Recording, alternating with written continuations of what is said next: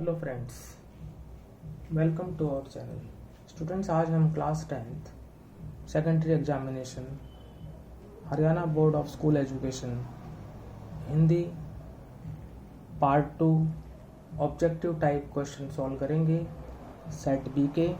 तो स्टूडेंट्स, आइए स्टार्ट करते हैं हमारा आज का वीडियो। क्लास 10 हिंदी भाग 2 वस्तुनिष्ठ प्रश्न सेट बी। निम्नलिखित प्रश्नों के यथा निर्दिष्ट उत्तर दीजिए। पहला है, जिस समास में पहला पद डैश हो तो उसे द्विगु समास कहते हैं। तो ये होगा स्टूडेंट्स आपका संख्यावाची।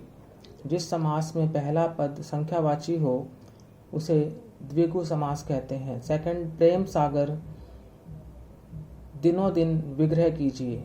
तो प्रेम सागर का विग्रह होगा प्रेम का सागर, और ये आपका तत्पुरुष समास है। और दिनों दिन का जो विग्रह होगा वो होगा दिन दिन, और ये है आपका अव्ययी भाव समास। क्या है ये? अव्ययी भाव समास। अव्ययी भाव समास। नाउ थर्ड, स्वर संधि के कितने भेद हैं? तो स्वर संधि के 5 भेद हैं स्टूडेंट्स, 5। नाउ महोदय नमस्ते, संधि विच्छेद कीजिए।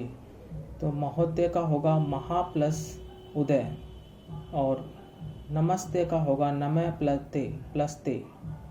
तो क्वेश्चन 5, प्रताप संयोग उपसर्ग छांटिए। तो प्रताप में स्टूडेंट्स उपसर्ग है प्र, और संयोग में जो उपसर्ग है वो है सम। क्वेश्चन 6, नैतिक फूलदान प्रत्यय छांटिए। तो नैतिक में जो प्रत्यय है वो है इक, और फूलदान में जो प्रत्यय है वो है दान।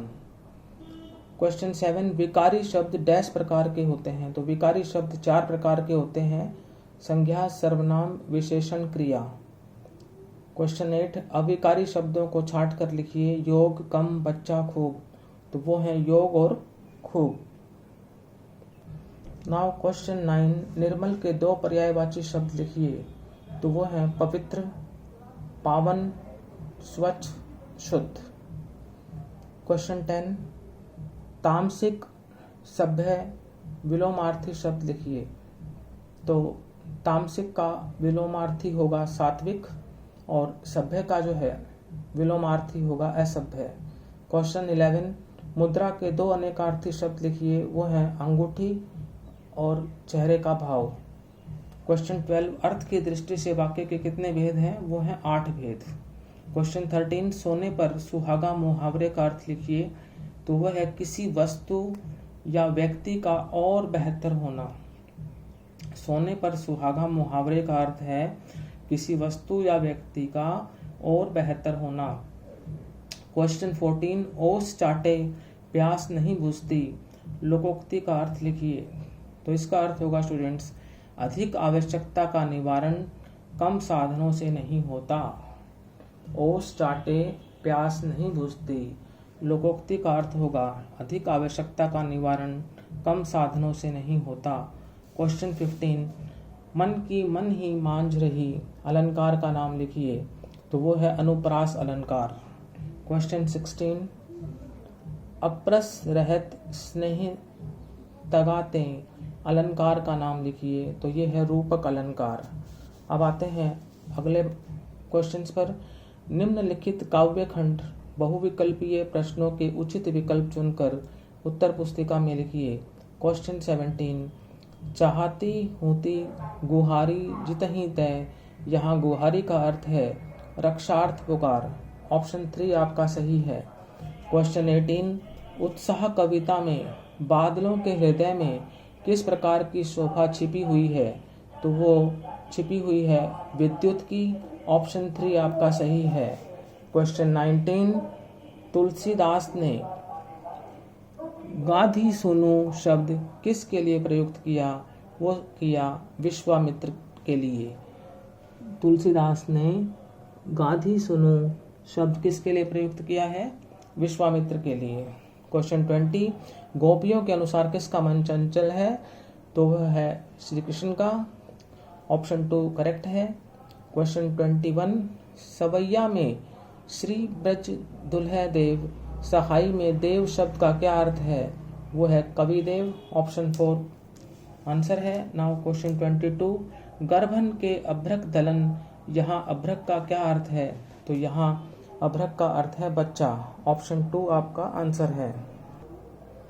नाउ क्वेश्चन 23, अट नहीं रही है कविता में, मंद गंध पुष्पमाल का धारक किसे कहा गया है? तो करेक्ट आंसर है आपका ऑप्शन 4 फागुन। क्वेश्चन 24, कन्यादान कविता में स्त्री के बंधन कौन से हैं? वो हैं वस्त्र और आभूषण। ऑप्शन 2 सही है। क्वेश्चन 25, विश्वामित्र के अनुसार साधु किसके दोषों को मन में धारण नहीं करते? वो है आंसर ऑप्शन 4 बालकों के। नाउ क्वेश्चन 26 है, गोपियों के अनुसार श्री कृष्ण ने मथुरा जाकर कौन सा शास्त्र पढ़ लिया? वो है राजनीति शास्त्र। नाउ क्वेश्चन 27, कन्यादान कविता में चेहरे पर मत रीझना में क्या निहित है? नसीहत। ऑप्शन 2 करेक्ट है। नाउ क्वेश्चन 28, राम लक्ष्मण परशुराम संवाद नामक कविता में अहो मुनीषु महाभट मानी ये शब्द किसको कहे? तो ये जो है लक्ष्मण ने परशुराम को कहे थे। तो ऑप्शन 2 परशुराम जो है वो सही है। नाउ निम्नलिखित गद्य खंड बहुविकल्पीय प्रश्नों के उचित विकल्प चुनकर उत्तर पुस्तिका में लिखिए। क्वेश्चन 29, नेताजी का चश्मा कहानी के आधार पर हालदार साहब को किस प्रकार का व्यक्ति कहा गया है? भावुक। Option 3 correct. नाउ क्वेश्चन 30, बाल गोविंद भगत ने अपने बेटे की चिता को अग्नि किस से दिलवाई? तो इसका आंसर होगा ऑप्शन 1 पतोहू से। क्वेश्चन 31, फादर कामिल बुल्के ने प्रयाग विश्वविद्यालय से शोध प्रबंध कब पूरा किया? ऑप्शन 1 1950। नाउ क्वेश्चन 32, क्यों भाई क्या बात है, आज तुम्हारे नेताजी की आंखों पर चश्मा नहीं है? कहानी में ये शब्द किसने कहे? ऑप्शन 2 हालदार साहब ने। क्वेश्चन 33, बाल गोविंद भगत नामक पाठ में औरतें मेंढ पर क्या लेकर बैठी हैं? ऑप्शन 3 कलेवा। ऑप्शन 3 कलेवा जो है वो राइट आंसर है। नाउ 34, फादर कामिल बुल्के का देहांत किस सन में हुआ? वो हुआ 1982। ऑप्शन 1 करेक्ट है। नाउ क्वेश्चन 35, नवाब साहब ने सीट के नीचे से क्या उठाया? नवाब साहब ने सीट के नीचे से क्या उठाया? तो उन्होंने उठाया लोटा। ऑप्शन 1 आपका करेक्ट है। नाउ क्वेश्चन 36, हालदार साहब को ध्यान से देखने के बाद अपनी लाल काली बत्ती सी किसने दिखाई? वो दिखाई पान वाले ने। ऑप्शन 2 करेक्ट है। नाउ क्वेश्चन 13, बाल गोविंद भगत कौन सा वाद्य यंत्र बजाते थे? वो बजाते थे खंजड़ी। तो ऑप्शन 2 करेक्ट है। क्वेश्चन 38, मानवीय करुणा की दिव्य चमक संस्मरण में हर मौत दिखाती है जीवन को नई राह, ये शब्द किसने कहे थे? ये कहे थे फादर कामिल बुल्के ने।